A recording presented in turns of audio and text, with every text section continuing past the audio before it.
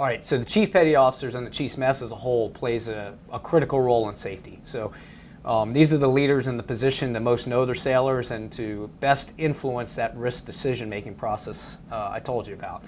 So the biggest thing I need chiefs, and chiefs should be doing, and this goes back to their fundamental roles of training sailors and developing sailors, at least one of them. They need to be able to train them on the hazards that exist on their jobs, make sailors understand what the outcomes of those hazards are. So sometimes those don't necessarily connect, and chiefs play a huge role in that.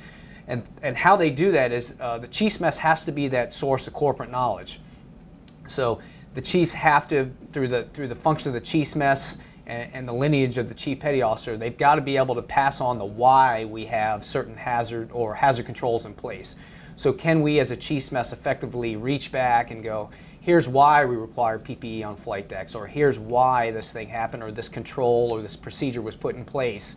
I think that's one huge thing that chief petty officers can do. The other thing they're in the position to do is supervise.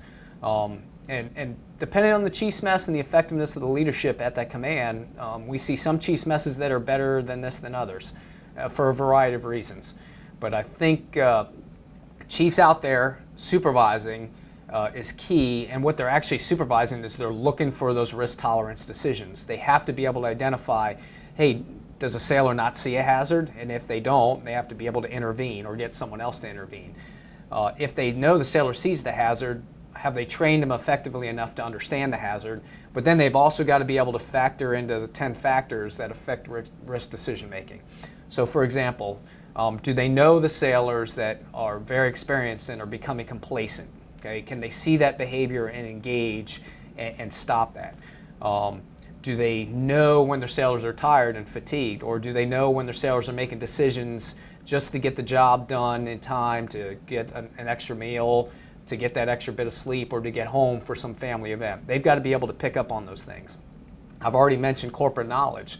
So how well do they communicate the outcomes of bad behavior and poor risk decision making to sailors? So once again, that gets back to training, a key role of what the chief petty officers do.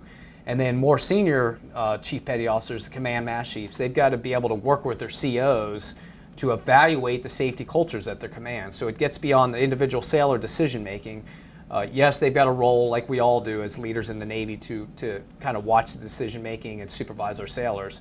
But I really count on the command mass chiefs, and the value we add with safety is to help your commanding officer evaluate the safety climate and culture at their command, and also give advice to the key safety professionals in your organization, such as the safety officer, to make sure they're fulfilling their roles. If we can do those roles as a chief's mess, we'll significantly improve our safety efforts.